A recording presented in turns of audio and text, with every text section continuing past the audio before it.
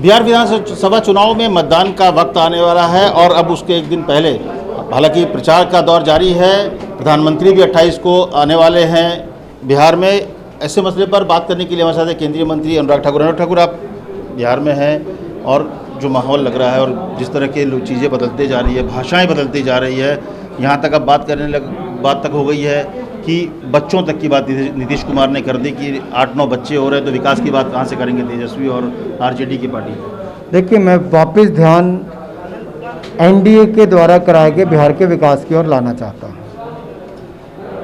RJD के समय मात्र 3.25% विकास दर थी, जो बढ़कर 11.5% एनडीए की सरकार के समय 22% केवल बिजली आरजेडी के समय आती थी। लालू जी की सरकार के समय आज लगभग 100% आती है। लालू जी के समय मात्र 34% सड़कें पक्की थी, वो भी कैसी थी वो सब जानते हैं। आज 96% सड़कें पक्की हैं। उस समय यहाँ के लोग दिल्ली जाया करते थे एम्स अस्पताल। हमने प्रयास करके 2 एम्स अस्पताल मोदी जी ने बिहार के लिए दिया है। एक पटना में चल रहा है, दूसरा दरभंगा में 2024 तक बनकर तैयार हो जाएगा। सेंट्रल यूनिवर्सिटी 2 दी, हर जिला में इंजीनियरिंग कॉलेज दिया, नर्सिंग कॉलेज खुलवा दिए, बीएससी नर्सिंग, जीएनएम, एएनएम सब खुलवा दिए। ये सारे विकास को दिखाते हैं। और इसके साथ साथ डबल इंजन ग्रोथ क्या है, सड़कों से लेके रेल से लेके बाकी सब, उसमें बिहार आगे बढ़ा है, ये स्पष्ट तौर पर दिखता है। और भारतीय जनता पार्टी, एनडीए के गठबंधन दल इसमें इकट्ठे मिलकर चुनाव लड़ रहे हैं और नीतीश कुमार जी को प्रदेश का मुख्यमंत्री बनाना है। लेकिन जिस तरह की भाषा की बात हो रही है, फिर से वही सवाल पे आऊँगा, यहाँ पे भाषा वगैरह विकास जो मसला, अगर सरकार ने काम किया तो विकास का मसला कहीं ना कहीं पीछे हट गया। भाषाएं जिस तरह की हो रही, एक कहते हैं कि जमूरा है चिराग के बारे में, तो नीतीश कुमार खुद जिस तरह से कह रहे हैं कि 9-10 बच्चे हो गए हैं लालू यादव आरजेडी के बारे में, तो उसको लेकर नहीं लग रहा है कि असली चीज़ें छूट के दूसरी बातें इस तरह की। देखिए, आपने 2 पर ही टिप्पणी की, जो तीसरा तेजस्वी जी ने कहा आपने वो नहीं कहा। वो भी सवाल पूछूंगा, पहले इन दोनों पे पूछूंगा, मैं तीसरा सवाल पूछूंगा। उसका भी एक बड़ा संकेत पूरे बिहार की राजनीति में गया है। लोग अब ये कहना शुरू हो गए हैं कि इसने होर्डिंग बैनर से तो तेजस्वी यादव जी ने अपने माता पिता का पोस्टर हटा दिया हो, भ्रष्टाचार नरसंहार को, उस छवि को बदलने का प्रयास किया हो। लेकिन मैं पूछना चाहता हूं तेजस्वी जी, आपकी पार्टी के 2 पूर्व मुख्यमंत्री हैं, आपके माता पिता हैं, आपकी पार्टी के नेता हैं, इनका चेहरा क्यों हटा दिया?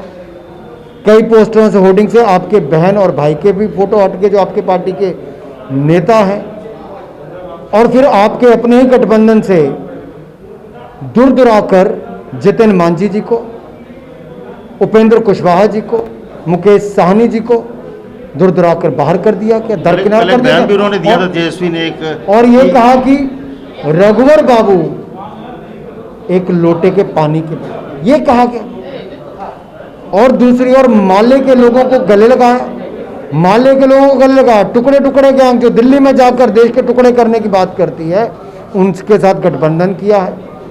तो क्या तेजस्वी यादव जी, आप यहाँ की राजनीति को, बिहार की राजनीति को एक बार फिर जातिवाद, नरसंहार और वापस 2005 के पहले का जंगल राज की ओर ले जाने की ओर संकेत नहीं कर रहे? और बिहार की जनता जानती, इसलिए बिहार की जनता कह रही है, जैसे शोले पिक्चर में कहते थे, बेटा सो जा वरना गब्बर आएगा।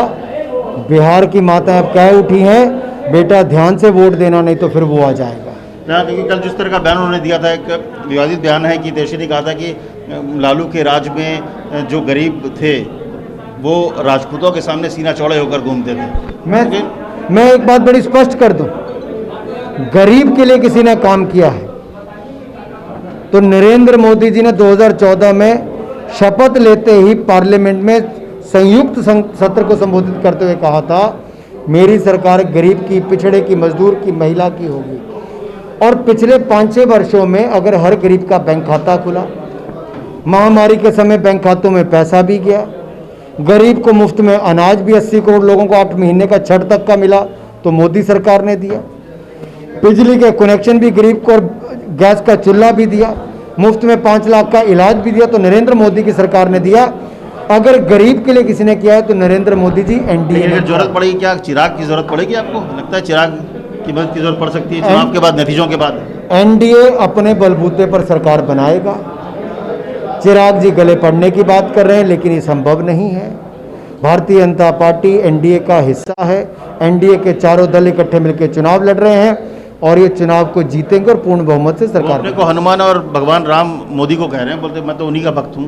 देखिए, कोई कुछ कहता रहे, हमने बड़े स्पष्ट तौर पर कहा है कि भारतीय जनता पार्टी एनडीए का हिस्सा है और एनडीए नीतीश कुमार जी को बिहार का मुख्यमंत्री बनाएगी। आखिरी सवाल की कैंपेन अगर देखें तो कहीं ना कहीं सिर्फ और सिर्फ इस बात को लेकर है कि लालू राज, जंगल राज वापस आएगा। तो शायद कि आपको लगता है कि एक यही फैक्टर है जो आपको वापस ही 15 साल के बाद अगली बार भी नीतीश को मुख्यमंत्री बना सकता है, क्योंकि विकास की बातें अब कम और लोगों को डराने की बात ज़्यादा हो रही है कि लालू राज आएगा, जंगल राज विकास आएगा। लोगों को दिख भी रहा है, लेकिन जो नई पीढ़ी है, जो आज का वोटर है, वो आज से 15 साल पहले मात्र 5 साल का होगा, 3 साल का होगा, कोई 4 साल का होगा, कई 6-6 साल के होंगे, जो पहले उनको पता ही नहीं होगा कि जंगल राज क्या था।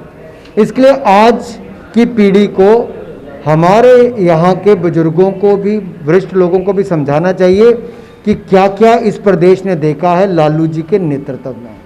बिहार की छवि कितनी खराब थी, बिहार में जंगल राज कैसे था, बिहार से व्यापारी लोग भागते कैसे थे, बिहार को जाति के नाम पर बांटा कैसे जाता था, बिहार में नरसंहार कैसे होता था, इसका उल्लेख यहाँ के लोगों को जरूर करना चाहिए, क्योंकि आज की पीढ़ी को शायद वो पुरानी बातें पता ना हो, क्योंकि पिछले 15 सालों में उन्होंने विकास देखा है। बहुत धन्यवाद साहब। तब राणा ठाकुर का कहना है कि ज़रूरी है यहाँ की जनता को बताना कि 15 साल पहले कैसा जंगल राज था, और शायद कहीं ना कहीं इस कैंपेन का हिस्सा भी है ये जंगल राज, क्योंकि बीजेपी और जो नीतीश की जो वापसी की कोशिश है उसमें कहीं ना कहीं बहुत बड़ा फैक्टर यही लालू का जंगल राज शायद हो सकता है। करण अमित राय के साथ अमित कुमार, पटना, न्यूज़ 24।